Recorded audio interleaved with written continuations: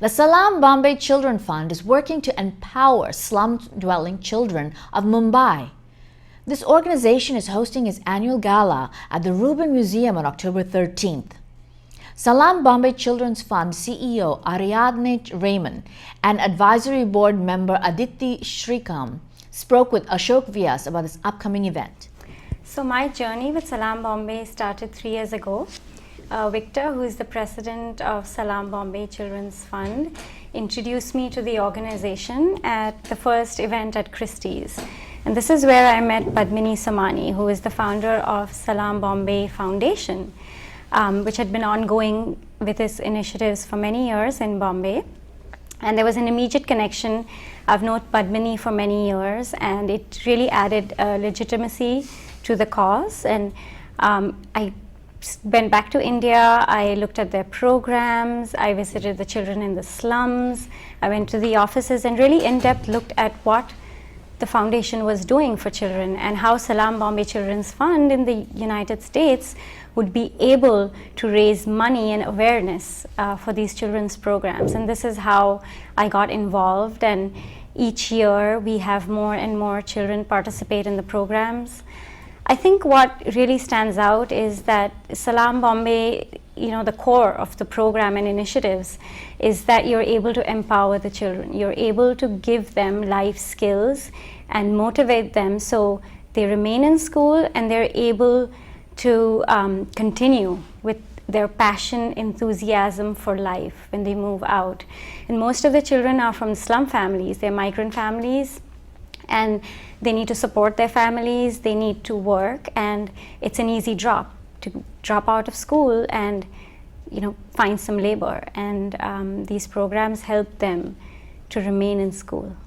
So it helps them remain in the school, and it also brings to our attention how we all are interrelated.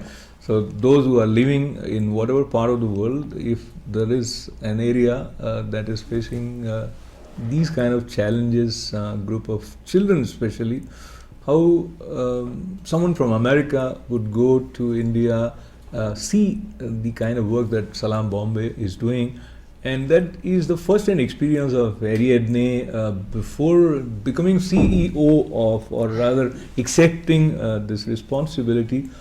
She flew to India and she got a chance to see the program. So let's just say the camera is following you. You are now in Mumbai. What do you see there? Yeah, I had just an amazing experience there in Mumbai. I went to every aspect. In fact, I extended my trip several days, 1 day and then 2 more days, because there was just so much to see. I actually went into the schools. I went into the children's homes. I followed several children, kind of a day in the life, from their homes to their school, and then back home, and met with their families and saw the labor and the different things it took for them to really just survive the day.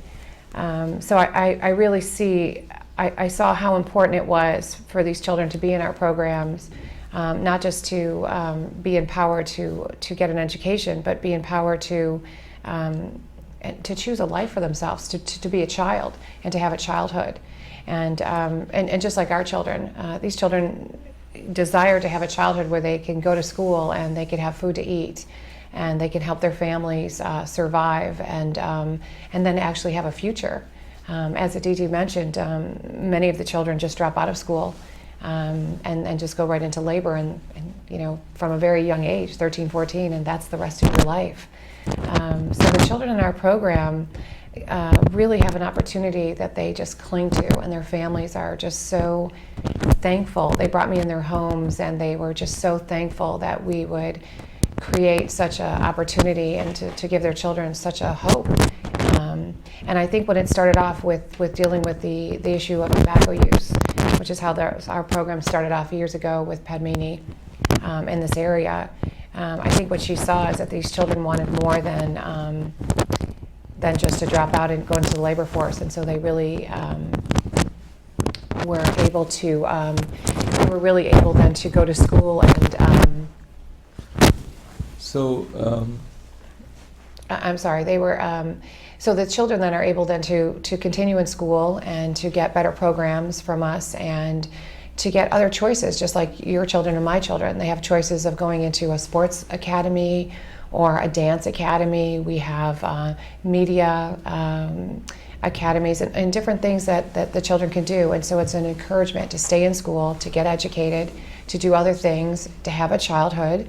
And then we added another component, our skills program, which is just a few years old. And as Aditi mentioned, that's where they're getting a skill to take in beyond their education, going into further into their life. So it was really an eye-opener. Yeah. So I want to come back to you and maybe get into some of more details.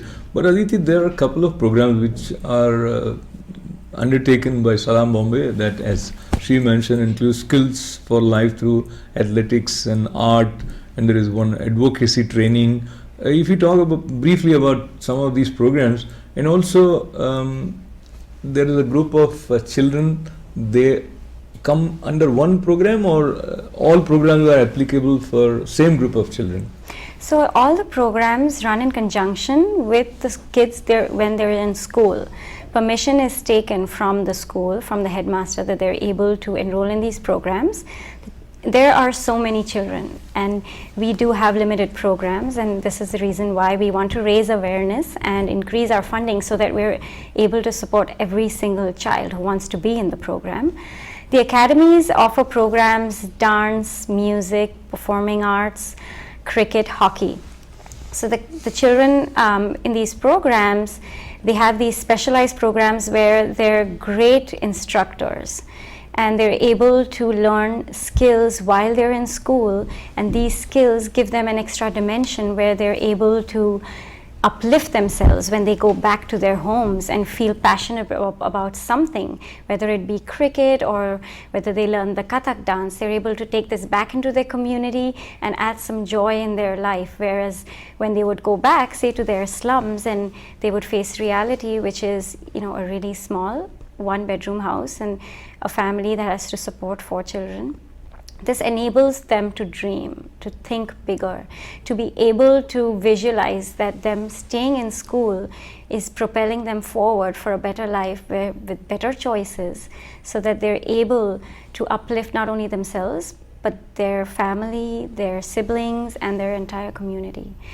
The skills program is a specialized program which, say, mobile repair, where you're giving the children a specific skill set where when they go back home, they can, maybe go to friends, they can go their parents, and they can help, fix a cell phone. For example, hairdressing, they can practice on their siblings, their friends. They're able to use these skills and see how that could help them later on when they move out of school and into the real world. As Ariadne's mentioned before, had started initially with tobacco awareness, and the programs were at a ground root level where Padmini started with trying to get the children to shun tobacco and to be aware that tobacco use was very prevalent in these communities of marginalized children, where they would hook onto tobacco as a means when they went home, when they were out of school. And they really worked with the government to get an anti-tobacco movement where you were not able to sell tobacco at the stall, which was outside the classrooms or outside the municipal school building, where they would not be available for these children to purchase. And as it started through that program, the foundation realized that while getting these children to be aware of better and healthier choices, it was important to give them something else, to be able to offer them opportunities to be able to better themselves with programs and skills which could be lifelong. Really, the goal is to get like-minded individuals with philanthropic intentions and also love for India and the community and for children to come there and celebrate the cause together. And we intend to raise money. We have a goal for the year. I think Ariadne can speak more to that. But we really want it to be a community event where we can get like-minded people and also raise awareness. I think we're glad to have Ariadne on board now with us, because we want to really propel this forward and we see a great future for Salaam Bombay Children's Fund.